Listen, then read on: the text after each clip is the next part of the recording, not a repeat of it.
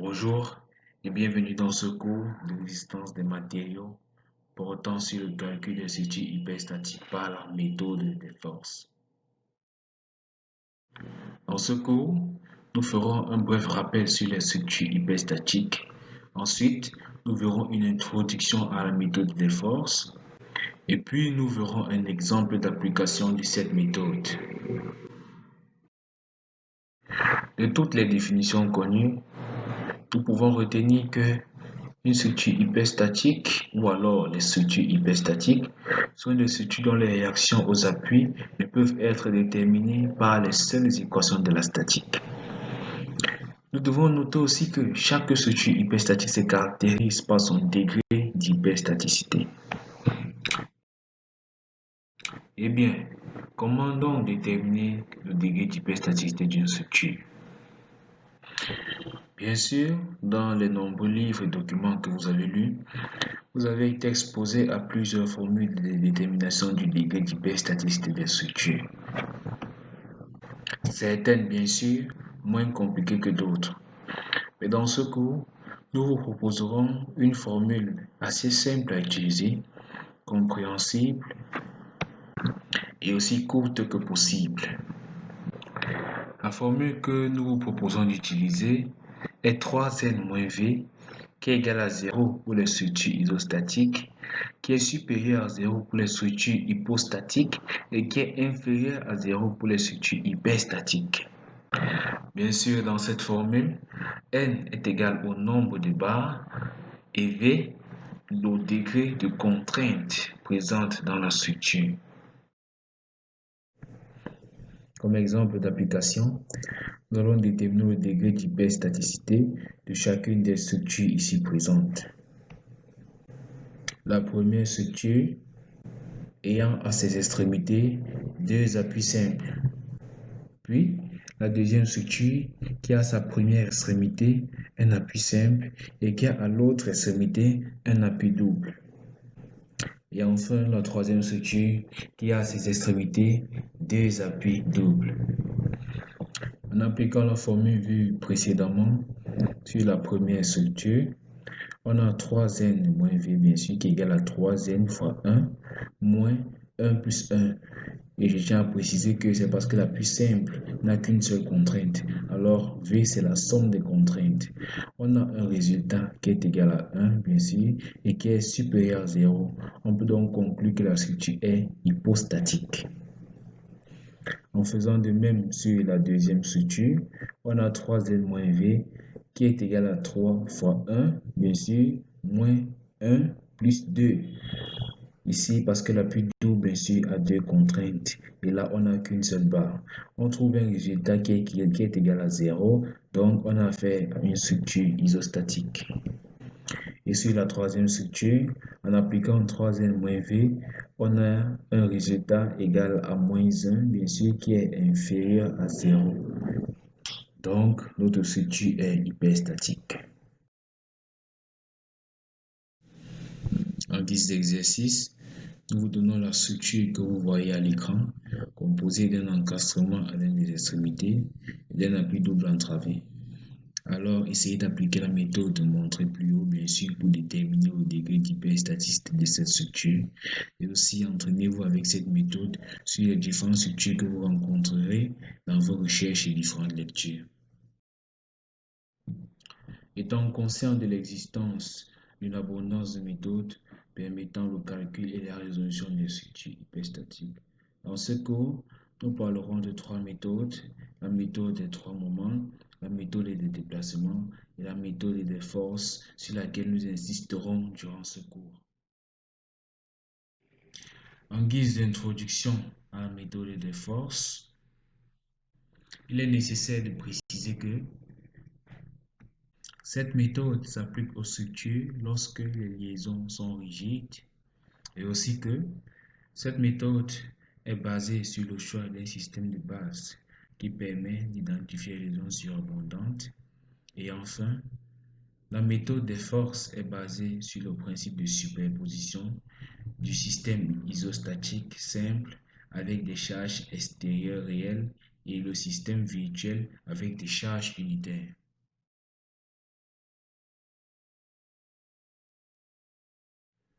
La méthode des forces est régie par un principe à retenir qui consiste à remplacer la structure hyperstatique en une structure isostatique équivalente en remplaçant les liaisons surabondantes par des réactions inconnues qu'il faut calculer. Pour mieux comprendre le fonctionnement de cette méthode de résolution, nous allons l'appliquer à la structure que vous voyez actuellement à l'écran, la structure ABC, qui a à son extrémité A un encastrement et à son autre extrémité un appui double. On constate aussi que cette structure a une charge ponctuelle P située sur la travée BC. Bien sûr, là, on a affaire à une structure hyperstatique de degré 2 et on peut facilement le retrouver en appliquant la méthode de détermination du degré d'hyperstaticité montrée plus haut. Sachant bien sûr que l'encastrement admet 3 contraintes et l'appui double 2. Sur la figure qui se trouve juste à côté, nous avons fait ressortir ces contraintes. En A, on a une contrainte verticale VA, une autre horizontale HA et puis un moment MA, vu que là, on a affaire à un encastrement. Plus haut en C, on a une contrainte verticale VC, une autre contrainte horizontale HC, vu que là, on a affaire à un appui double.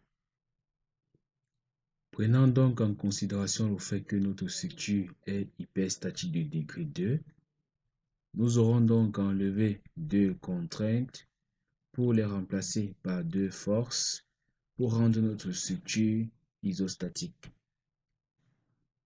Et bien sûr, il est à noter que ces forces doivent toujours être égales à 1. Dans notre cas, nous avons 3 possibilités. Dans la première possibilité, nous choisissons d'enlever les 2 contraintes situées en C pour les remplacer par x1 et x2 que vous voyez à l'écran, bien sûr, égal à 1.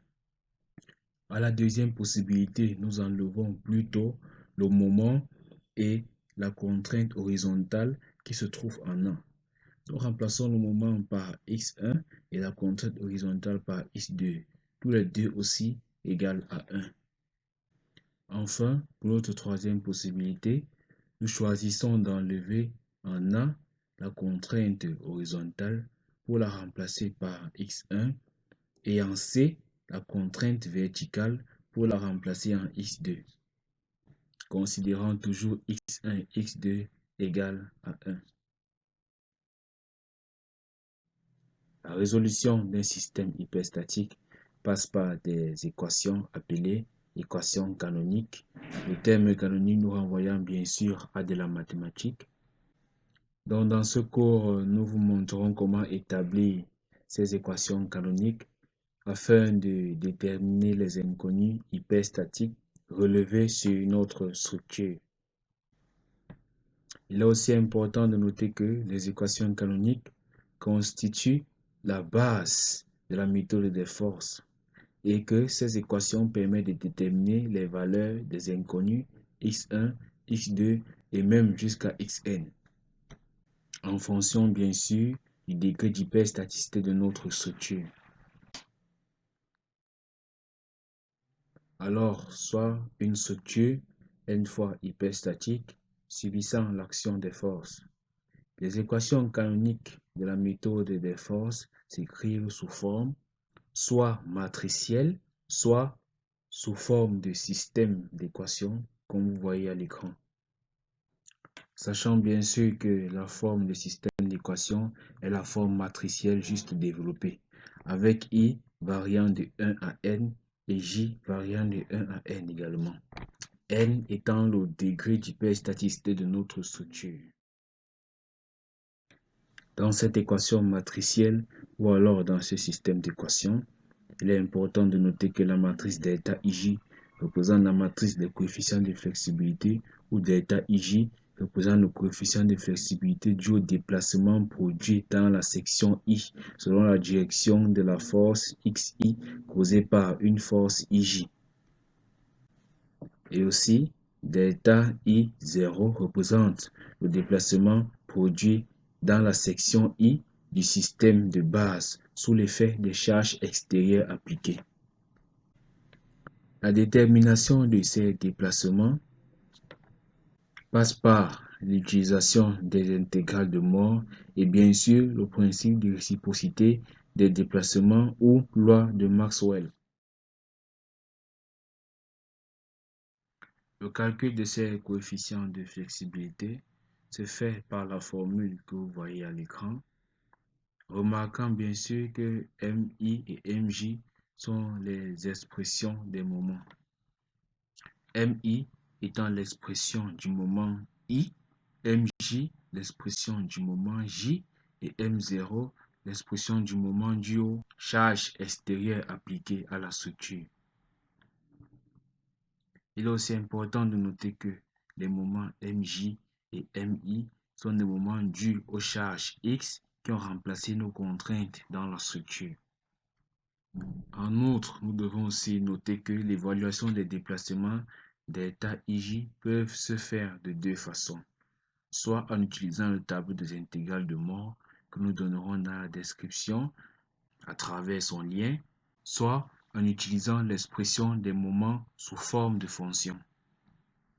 Alors dans ce cours, nous traiterons de deux cas. Le premier cas étant celui dans lequel nous utiliserons les tableaux des intégrales de Moore pour déterminer les coefficients de flexibilité. Et le deuxième cas étant celui dans lequel nous utiliserons l'expression des moments sous forme de fonction pour déterminer ces mêmes coefficients de flexibilité. Pour notre premier cas, on prendra l'exemple de la structure vue plus haut, structure dans laquelle on a supprimé ou alors remplacé deux contraintes en C par des forces x1 et x2, tous deux égales à 1. Pour cet exercice, nous attribuerons une valeur à la charge ponctuelle P égale à 10 kN. Sachant bien sûr que notre structure était hyperstatique de degré 2, le système canonique correspondant à notre structure est celui situé tout à côté.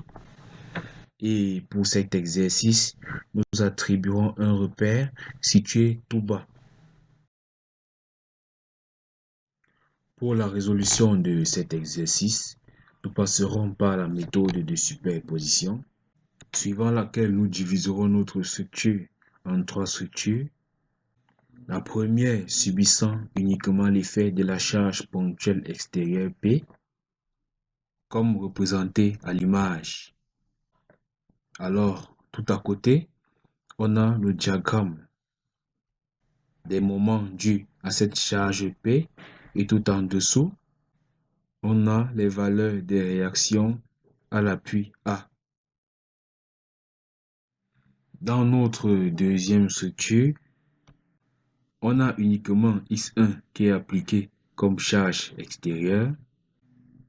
À droite également de votre écran, on a le diagramme des moments dus à cette charge et puis tout en dessous, les valeurs des réactions à l'appui A dues à cette même charge.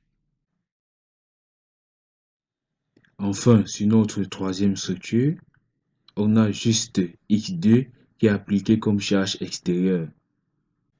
On peut aussi remarquer à droite de l'écran le diagramme des moments dus à cette charge et puis en bas les valeurs des réactions à l'appui A dues à cette même charge. Après avoir déterminé les différentes réactions aux appuis et tracé les diagrammes correspondants, il est maintenant question pour nous de déterminer les valeurs des coefficients de flexibilité établis plus haut. S'agissant du coefficient de flexibilité delta 1, qui est égal à l'intégration du moment M1 fois M1, sa valeur sera déterminée en allant dans le tableau de Moore ou alors les tableaux de Moore et en croisant les figures des moments correspondants. Après le croisement, on obtiendra delta 1,1 égale à 1 sur EI, facteur de 1 tiers de L fois L plus 0 parce que sur l'autre branche, on n'a pas de moment. En remplaçant L par sa valeur, on obtiendra 9 sur EI.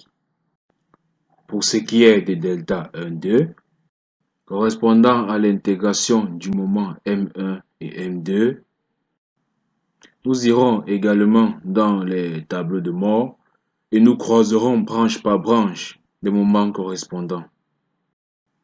Sur la branche AB, nous aurons à croiser un rectangle et un triangle. Le rectangle correspondant à M2 et le triangle correspondant à M1. Ce croisement nous donnera le résultat 1 sur EI, facteur de 1,5 de L fois L. Alors que sur la branche BC, nous aurons 0 parce que M1 est égal à 0 sur BC. Après remplacement de chaque élément par sa valeur, nous aurons delta 1,2 égal à 13,5 sur EI. Et bien sûr, par le principe de la réciprocité, on trouve delta 1,2 égal à delta 2,1. Pour ce qui est de delta 2,2, qui correspond à l'intégration de M2 fois M2, nous croiserons également branche par branche. Le résultat sera égal à L sur EI, facteur de L fois L, correspondant au croisement de la branche AB, plus 1/3 de L fois L, correspondant au croisement de la branche BC. En remplaçant chaque terme par sa valeur, on obtiendra 36 sur EI.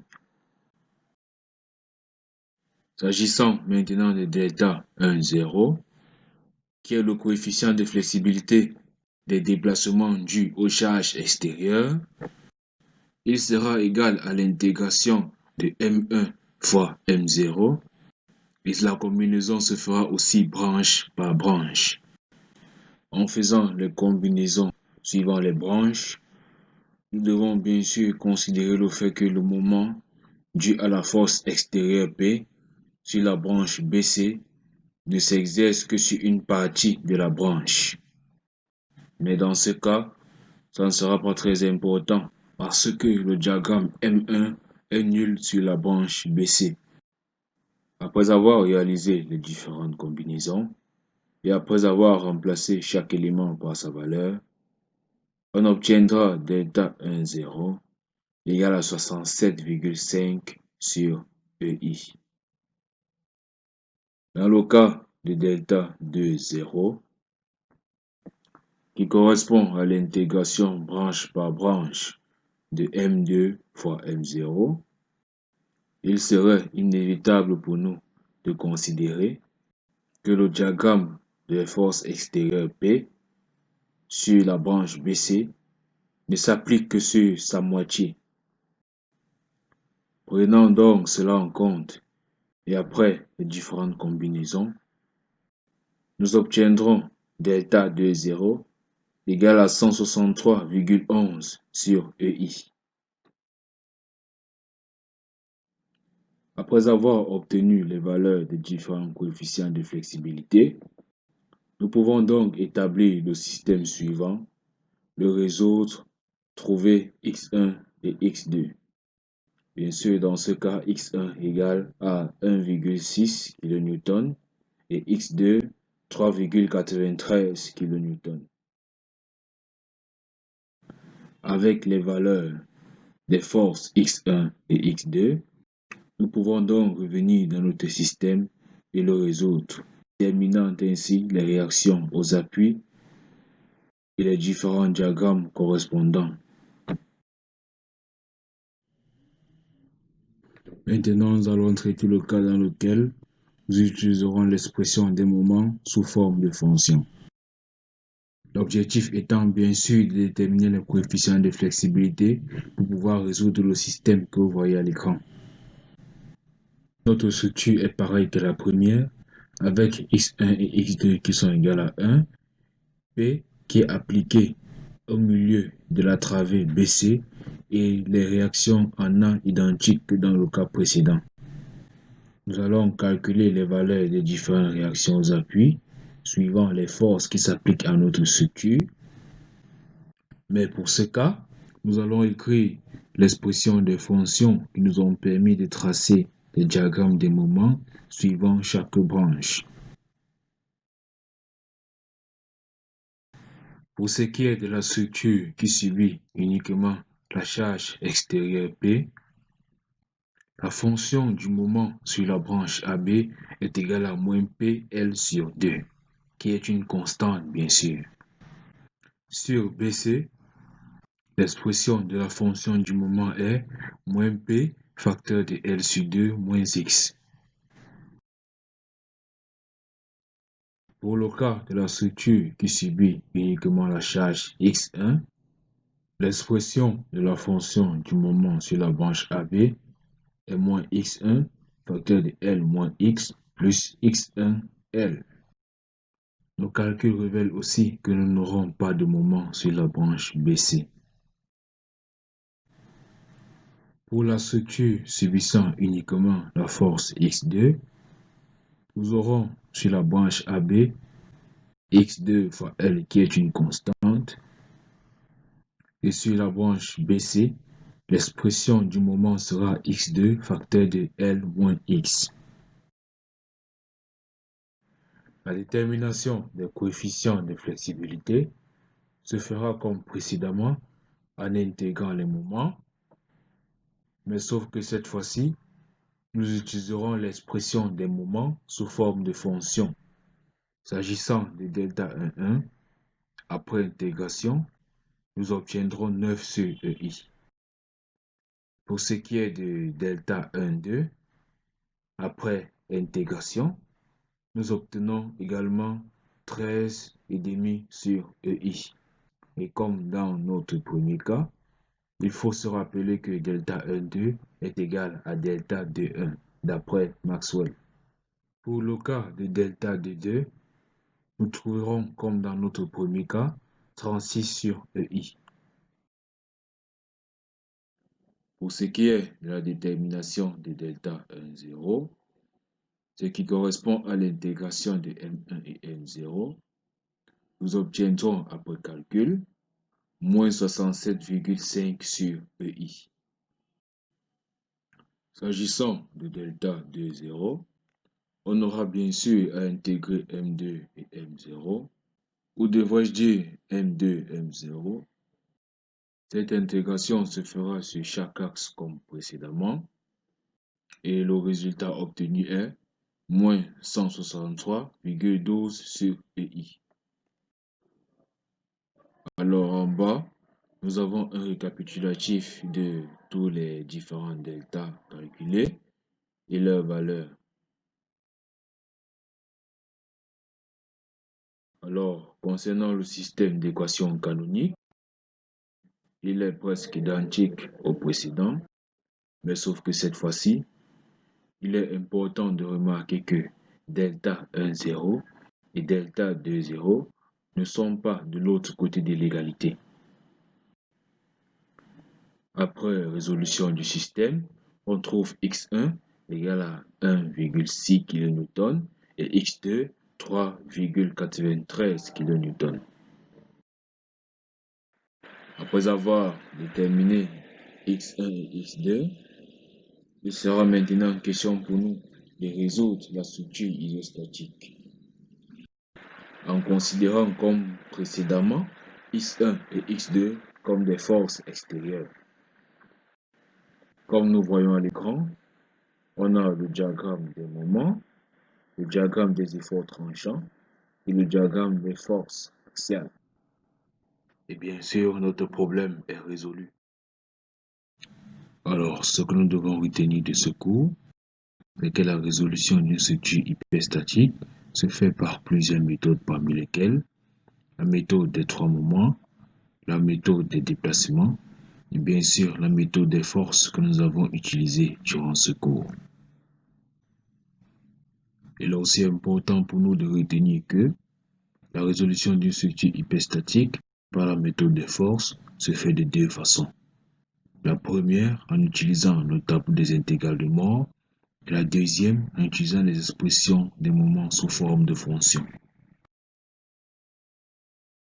Alors, le tableau que nous voyons à l'écran récapitule les différentes façons de considérer les formules lorsque nous appliquons soit le tableau des intégrales de Moore ou encore l'expression des moments sous forme de fonction. Dans ce tableau, nous voyons les équations canoniques suivant la façon dont nous utilisons la méthode des forces, et puis nous voyons aussi les coefficients de flexibilité ou alors les formules de calcul des coefficients de flexibilité suivant chacune de ces méthodes ou alors façon d'utiliser la méthode des forces. Il est important de noter que l'utilisation de cette méthode devient laborieuse lorsqu'on a déterminé plus de 3 forces, ou alors 3 inconnues. Dans le cas où nous voulons déterminer plus de 3 forces inconnues, nous suggérons d'utiliser soit des programmes ou alors des logiciels qui nous permettent de résoudre des structures ou encore des logiciels de programmation.